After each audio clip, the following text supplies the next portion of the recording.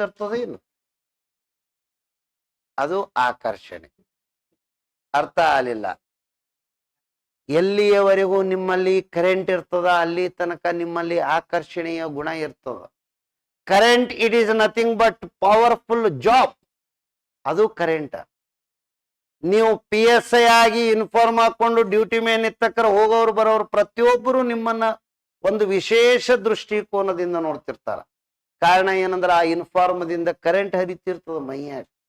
ಅವಾಗ ನೀವು ಎಲ್ಲರಿಗೆ ಆಕರ್ಷಿತರು.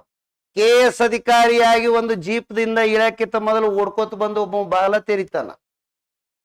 ಯಾಕೆ ನೀನು ತೆರ್ಲಿಕ್ಕೆ ಬರಲ್ಲ?